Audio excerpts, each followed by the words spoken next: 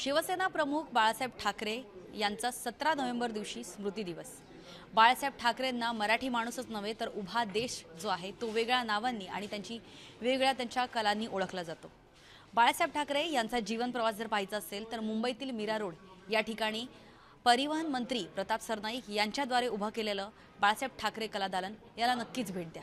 सध्या आपण त्याच कलादालनमध्ये आलो आहोत जिथे आपण पाहू शकतो की बाळासाहेब ठाकरे यांच्या त्यांनी महाराष्ट्राबाबत असो किंवा मराठी माणसासाठी जे काही मोठे निर्णय घेतले ते मोठे निर्णय घेण्याचं त्यांची एकमेव खोली होती ती म्हणजे मातोश्रीवरील बाळासाहेबांची ही खोली। बाळासाहेब ठाकरे यांचा संपूर्ण जीवन प्रवास या कलादालनामध्ये आल्यावर तुम्हाला पाहायला मिळेल आणि त्याच प्रकारे ही मातोश्रीमध्ये बाळासाहेब ठाकरे ज्या पद्धतीने त्यांच्या खुर्चीवर बसायचे, ज्या प्रकारे त्यांची मातोश्रीची खोली होती, अगदी तीच खोली जी आहे ती हुबेहूब खोली जी आहे ती या कलादालनामध्ये उभारण्यात आलेली आहे। बाळासाहेब ठाकरे बाजूला त्यांचा भगवा शॉल आणि इथे त्यांना विविध लोक जी भेटायला येतात, ही अशीच खोली जी आहे ती मातोश्रीमध्ये आजही जतन आहे। तशीच खोली आता तुम्हाला सरळ या कलादालनामध्ये सुद्धा पाहायला मिळणार आहे। बाळासाहेब ठाकरे यांचा बाळ ते बाळासाहेब हा प्रवास नेमका कसा सुरू झाला याचं विविध अंगाने विविध कलाकृतीने या कलादालनामध्ये तुम्हाला ओळख पाहायला मिळेल। सध्या या कलादालनाचं काम जे आहे ते सुरू आहे आणि आपण बघतोय की बाळासाहेब ठाकरे यांच्या मातोश्रीवरील खोलीनंतर या ठिकाणी जे आहे ते मार्मिकमध्ये जिथे बाळासाहेबांनी स्वतः काम केलं, बाळासाहेबांनी मार्मिकची निर्मिती केली, त्या मार्मिकचं नेमकं ऑफिस कसं होतं, कार्यालय कसं होतं त्याचं सुद्धा एक चित्रण या कलादालनामध्ये उभारण्यात आलेलं आहे। आपण बघतोय की या कलादालनामध्ये बाळ ते बाळासाहेब असा जो प्रवास बाळासाहेब ठाकरेंचा सुरू झाला त्याचं बाळासाहेब ठाकरेंचे जुने फोटोज वापरून आणि त्यांनी कशी एक मराठी माणसाला एकत्रीकरण केलं, मराठी माणसाला महाराष्ट्रामध्ये मुंबईमध्ये टिकवून ठेवण्यासाठी बाळासाहेब ठाकरेंनी जे मराठी माणसाला हाक दिली त्याचं एक इथं चित्रांद्वारे जे आहे ते बाळासाहेब ठाकरेंचे विविध त्यांनी सांगितलेले विचार जे आहेत ते इथे मांडण्यात आलेले आहे। व्यंगचित्रकार कसा असावा, मराठी माणसाच्या न्याय हक्कासाठी बाळासाहेब ठाकरेंनी काय केलंय, महाराष्ट्रातल्या घराघरात आणि मनामनात शिवसेना त्यांनी नेमकी कशी रुजवली आणि त्याचबरोबर एका आदेशावर मुंबई बंद करण्याची ताकद जी होती ती फक्त बाळासाहेब ठाकरे यांच्यामध्ये होती।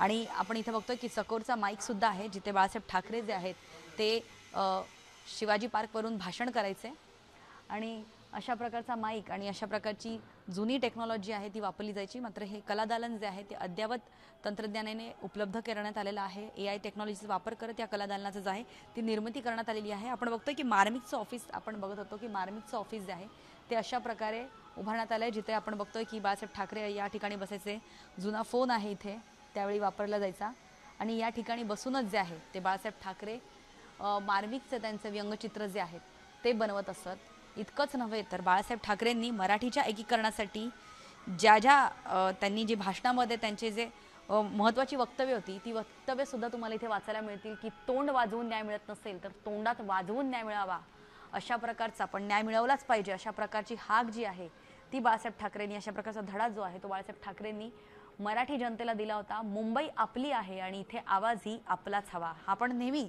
बाळासाहेब ठाकरेंच्या भाषणामध्ये जे आहे आपण त्यांची जुनी भाषणं जरी ऐकली तरी मुंबईवरती आपला हक्क, मराठी माणसाचा किती हक्क आहे आणि संयुक्त महाराष्ट्र चळवळीमध्ये प्रबोधनकार ठाकरे असो किंवा बाळासाहेब ठाकरे असो यांचं किती मोठं योगदान आहे आपल्या सर्वांनाच माहिती आहे। आणि त्यामुळेच बाळासाहेब ठाकरे यांचं मुंबईतील मराठी माणूस टिकवण्यासाठी जे काही योगदान असेल, जे त्यांची गाजलेली भाषणं होती, त्या भाषणामधली जी गाजलेली वक्तव्य होती जी आजही मराठी माणसाला प्रेरणा देतात, ती वाक्य जी आहेत ती या ठिकाणी लावण्यात आलेली आहे, ती वक्तव्य या ठिकाणी लावलेली आहेत की जीवनात जर एखादा निर्णय घेतला की मागे फिरू नका, कारण मागे फिरणारे इतिहास रचू शकत नाही।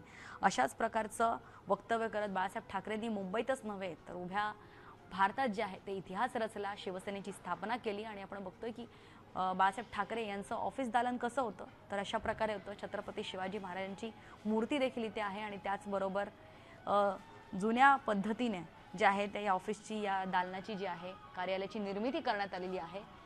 शिवसेनेचं मूळ जर पाहायला गेलं तर शिवसेनेचं मूळ जे आहे ते शिवसैनिकांचा कणा जो आहे तो म्हणजे शिवसेना शाखा।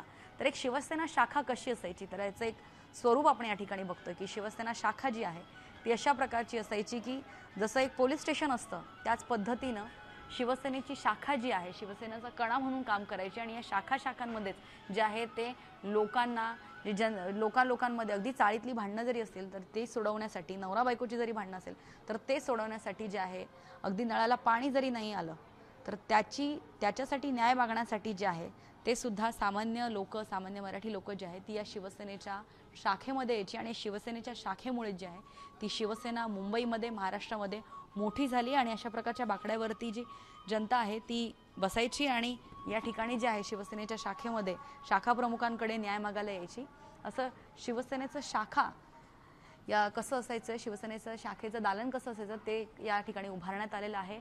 आपण बघतोय की जिथे तिथे म्हणजे या कला दालनाची खासियतच ही आहे की इथे आल्यानंतर शिवसेनेची निर्मिती कशी झाली, बाळासाहेबांचा जीवन प्रवास कसा होता, त्याची एक मोठी ओळख जी आहे ती एक जवळून ओळख जी आहे ती आपल्याला पाहायला मिळते। त्यामुळे नक्कीच या संपूर्ण कला दालनाचं एक वैशिष्ट्य हेच आहे की या ठिकाणी जे आहे आपल्याला बाळासाहेबांचा जीवन प्रवास पाहायला मिळतोय। बाळासाहेबांचे जुने फोटो जे आहेत ते सुद्धा आपल्याला या ठिकाणी पाहायला मिळतात।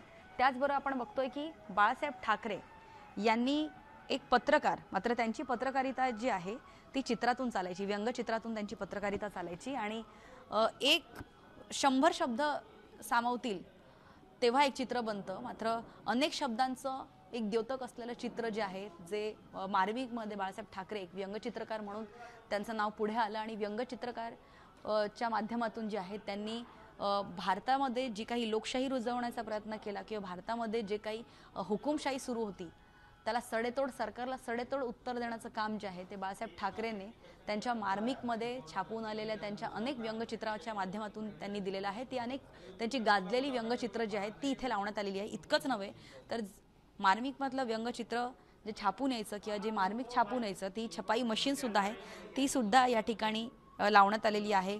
कशा प्रकारे जुने जे आहे ते छपाई मशीन असायचं त्याचं सुद्धा तुम्हाला या ठिकाणी एक जवळून ती मशीन पाहायला मिळणार आहे। अशा प्रकारची मशीन जी आहे ती पूर्वी छपाई यंत्र म्हणून वापरली जायची आणि या छपाई यंत्रातून जे आहे ते मार्मिक असो किंवा इतर कोणते मॅगझिन्स असो किंवा बाळासाहेब ठाकरेंनी अनेक व्यंगचित्र जे आहेत ती सरकारच्या विरोधात त्यांना जाब विचारलेला आहे आणि अशा प्रकारचं त्यांचा फोटो व्यंगचित्र काढताना जे आहे ते बाळासाहेब ठाकरेंचा जुना फोटो आहे, तरुणपणाचा फोटो आहे। आणि इतकंच नव्हे तर बाळासाहेब ठाकरे यांचं निर्भीडतेचं दुसरं नाव म्हणजे बाळासाहेबांचा कुंचलाच होता आणि त्यांची गाजलेली, त्यांची लोकप्रिय असलेली त्यांची जी व्यंगचित्र आहेत ती सुद्धा या ठिकाणी लावण्यात आलेली आहे। आपण बघतोय की बाळासाहेब ठाकरेंची व्यंगचित्र जी आहे ती आजही समाज मनाला भिडणारी आहेत।